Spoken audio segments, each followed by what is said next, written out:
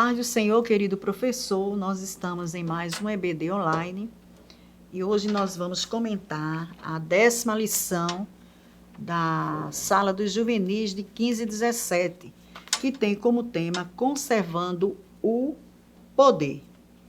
O nosso texto base, por isso não desfalecemos, mas, ainda que o nosso homem exterior se corrompa, o interior, contudo, se renova de dia em dia.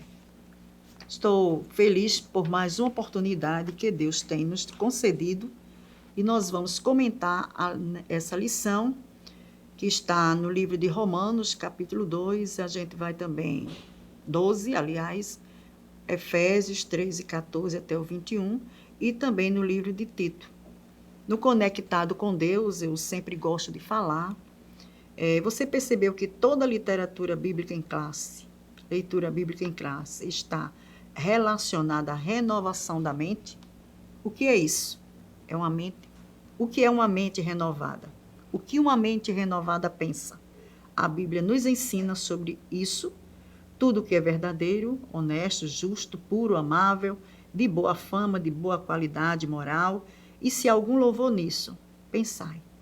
Para que você pense em coisas boas, é necessário selecionar as informações que serão enviadas para a sua mente através dos sentidos. E é muito importante a gente conversar com o nosso aluno sobre esta questão do que a gente, que informações estamos levando à nossa mente. A lição ela tem como os objetivos entender o que é o significado espiritual, reconhecer que o Espírito Santo opera em nós a renovação diária, que essa renovação não acontece por nós mesmos, e identificar o crente como habitação do Espírito Santo. Então, como o texto fala, a lição fala, o tema da nossa lição fala, conservando o poder. Como eu vou conservar o poder? O primeiro ponto da lição diz a renovação espiritual na vida do crente. No Antigo Testamento, os sacerdotes eram responsáveis para manter o fogo aceso na casa do Senhor. E aquele fogo simbolizava o quê? A presença de Deus. Já na Nova Aliança, ou seja, desde Jesus até o tempo em que estamos vivendo, temos a responsabilidade de manter aceso o fogo do Espírito Santo em nossas vidas. Como é importante pensarmos nisso e também trazer para o nosso aluno, mantermos a chama acesa, o fogo aceso do Espírito Santo. Mas como vamos fazer isso? E essa pergunta vai ser uma pergunta que muitos juvenis vão perguntar. Como fazemos, professora, para manter a chama acesa, o fogo aceso do Espírito Santo? E aí, a própria lição, ela vai nos ensinar. Devemos evitar e renunciar tudo que diminui e, por fim, apaga esse santo fogo, a fim de conservarmos o poder do Espírito Santo em nós. Porque tem coisas que vêm para diminuir e até para apagar essa chama. E essa chama do Espírito Santo de Deus na nossa vida, ela precisa estar acesa. Porque no Antigo Testamento o fogo ficava lá aceso na casa do Senhor. E ali a presença de Deus estava. Quando o povo olhava, quando até os próprios sacerdotes que olhavam e via a chama acesa, o fogo aceso, eles entendiam que a presença do Senhor estava ali. Portanto, hoje, a presença do Espírito Santo na nossa vida é esse fogo que jamais deve ser diminuído ou apagado. Mas aí tem algumas orientações que nós precisamos também passar para os nossos estudantes, que afastarmos da desobediência, do pecado e tomar para nós a honra que só pertence ao Senhor, pois o Espírito Santo glorifica tão somente a Jesus. Então, Portanto, devemos nos afastar da desobediência, que é uma coisa que entristece, que diminui e até apaga o fogo do Espírito Santo. O segundo ponto, o Espírito Santo opera em nós a renovação diária. E louvamos a Deus pela presença do Espírito Santo nas nossas vidas, porque ele nos alimenta mediante a palavra de Deus. Então, devemos alimentar nossa alma com o pão do céu, a cada dia. Assim como o povo era alimentado no deserto por Deus, eles recebiam toda manhã o maná que caía do céu, para alimentar a todos. E Deus tem sempre reservado uma porção diária especial na sua palavra. Imagine quando você vai se alimentar da palavra. Que prazer, que alegria. Você sai diferente ali daquele momento de meditação na palavra de Deus. Então, é importante a gente motivar, falar para o nosso aluno que ele precisa se alimentar. Assim como o corpo se alimenta para se manter bem, sadio, para enfrentar as enfermidades que muitas vezes chegam, a palavra de Deus é importante para mantermos a nossa vida espiritual também sadia. Deus tem reservado essa porção diária especial para nós, na sua palavra. Quando abrimos as Escrituras, e aí eu volto a tocar na mesma tecla. Desejoso de ouvir a voz de Deus, o Espírito Santo aplica a palavra nos nossos corações. E é o modo de crescer na graça e no conhecimento de Deus. Não tem como crescer na graça, no conhecimento, uma vida pura, santificada, se não estivermos nos alimentando com essa porção especial da palavra de Deus. O Espírito Santo também nos leva a buscar a Deus em oração. A oração é aquele momento íntimo de você e Deus. Então, Deus, ele tem prazer, ele se alegra, ele expressa também, ele fala conosco através da oração. Quando eu reservo aquele momento para conversar com Deus, para falar de mim para Deus, mas ele já conhece. E alguns alunos podem até questionar, mas professora, tia, como alguns chamam, Deus já conhece a nossa necessidade, mas ele quer ouvir a nossa voz. E quando muitas vezes, sua mãe sabe da necessidade, seu pai sabe da sua necessidade material, mas quando você chega a falar com seu pai, com a sua mãe, a forma de como você chega para pedir, você vê que é diferente. Mesmo ela sabendo, mesmo ele sabendo da sua necessidade. Assim mesmo é Deus, ele sabe, mas ele quer dialogar. Deus quer falar com seu filho. Deus quer falar conosco. E o momento dele falar também é através da oração. Do terceiro ponto, o crente como habitação do Espírito Santo. O Espírito Santo atua tanto de forma coletiva como de forma pessoal. Por quê? Ele habita na igreja que é chamado edifício espiritual. E esse mesmo Espírito que habita coletivamente, ele habita particularmente na vida de cada crente em que habita.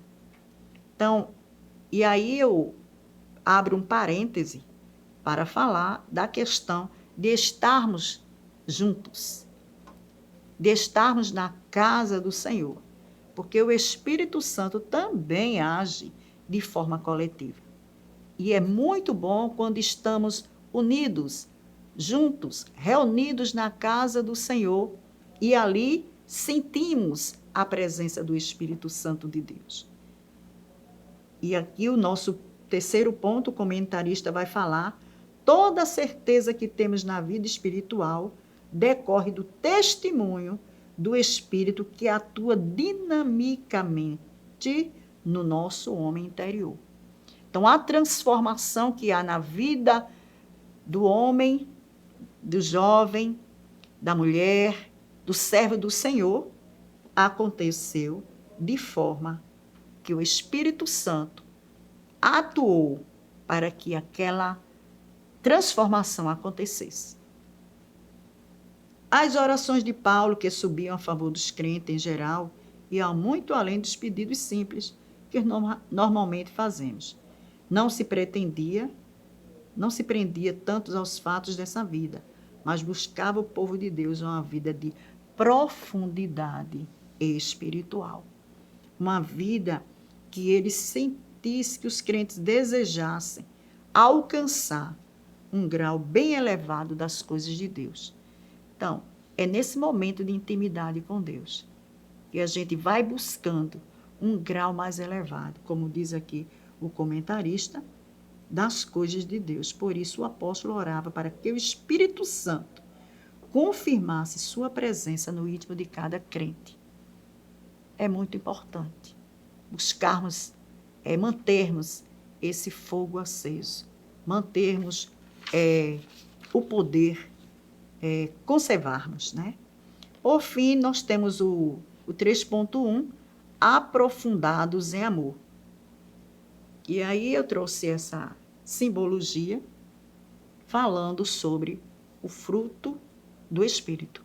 Às vezes damos tanta importância a alguns aspectos da vida cristã e a gente negligencia o amor, quando Jesus disse que esse é o primeiro mandamento.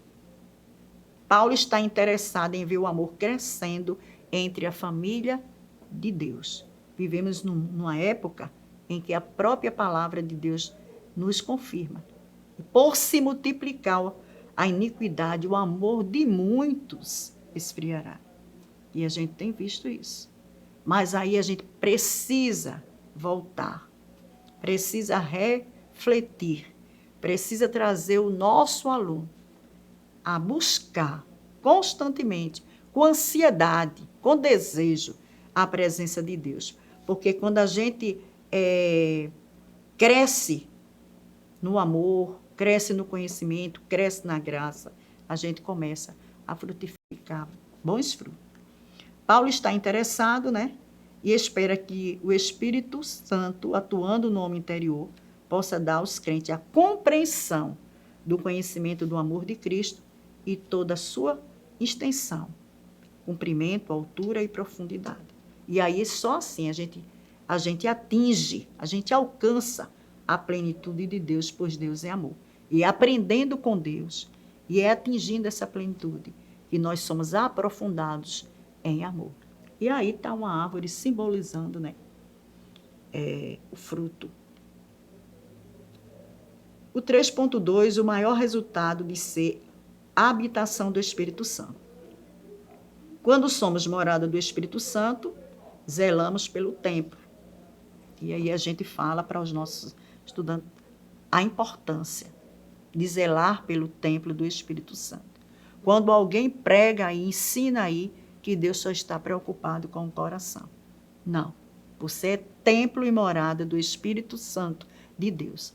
E ele se preocupa com a sua totalidade. Ele habita,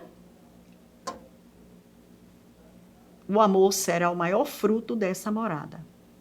Por isso que eu trouxe essa representatividade do amor sendo o maior fruto dessa morada, onde o Espírito Santo de Deus habita.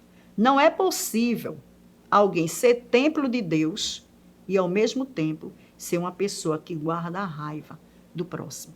O Espírito opera em nós maravilhosamente, mudando o nosso comportamento e tornando-nos pessoas de pensamento voltado para as coisas que são de cima. E aí buscando o reino de Deus em primeiro lugar, dando a Deus a prioridade em nossa vida, em nossas escolhas, permitindo que Ele dirija os nossos pensamentos. São atitudes que deve haver na vida diária de um jovem cristão, né? De um juvenil, de um adolescente, de um servo do Senhor Jesus. Por quê? Por meio do seu Espírito Santo, operando em nós, tanto o querer como o efetuar, Deus está agindo em nós, dando-nos o desejo e o poder de realizarmos aquilo que lhe agrada. Então, é importante que meu aluno de escola dominical reconheça que eu preciso realizar aquilo que é do agrado de Deus. E como eu vou fazer isso? Numa vida de submissão ao Senhor, de uma vida de dedicação, de uma vida de serviço ao Senhor, uma vida de obediência, de meditação, de prática, de oração, de intimidade com Deus, progredindo no poder do Espírito Santo. Então, para produzir fruto, bom fruto, o próprio Jesus explicou que só produz fruto o galho que está ligado à árvore. É difícil você ver uma árvore produzindo fruto se o galho não estiver ligado. Onde ela vai ficar? Onde o fruto vai ficar? Tem que estar ligado. Então, tem que estar do jeitinho certo, do jeito natural. A árvore tem que estar ali ligada com suas partes principais para que haja o desenvolvimento. E, por fim, onde vai receber a seiva, que é o alimento, e, consequentemente, dá a condição para a produção.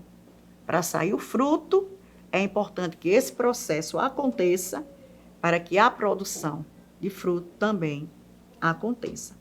E ele também explica que, ainda que ele é a videira, isto é, a árvore, o tronco e nós, as varas ou galhos. Produtores, precisamos ser produtores. Então, meu caro professor, você tem motivo suficiente para sentir-se feliz, de ser motivador, de ser exemplo para a sua sala de aula.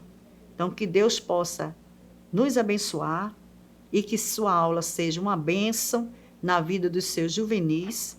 E você ainda que não se inscreveu, se inscreva nos canais da igreja, curta, compartilhe, divulgue e abençoe outras vidas para o reino de Deus. Amém?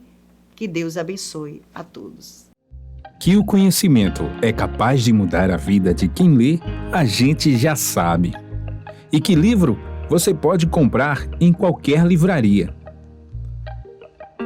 Mas nós transformamos 100% do nosso lucro em mudança de vidas, através da ação social, evangelismo e missões. Ao adquirir qualquer um de nossos produtos, seja presencial ou à distância, você está investindo em alguém. Na próxima vez que você for comprar livros ou artigos evangélicos, não vá em qualquer lugar. Vá na Livraria Arca Missionária. Uma nova história começa quando você compra aqui. Agora você pode fazer a sua contribuição através do Pix, uma operação rápida, segura e sem custos. Abra o aplicativo do seu banco, clique na opção Pix e em seguida vá na opção Transferência. Depois é só digitar a nossa chave Pix, que pode ser o nosso CNPJ 11 120 490 0001 86. Nosso e-mail contribua@eadalp.org.br ou nosso celular 81 98883 2755. Verifique se a contribuição é para a Igreja Evangélica Assembleia de Deus em Abreu Lima, Pernambuco. Confirme a transferência e depois siga o procedimento do seu banco. Anote nossas chaves Pix para não esquecer. CNPJ 11 120 490 0001 86. E-mail contribua@iadalp.org.br. Celular 81 98883 2755. Você está contribuindo para o crescimento da obra de Deus.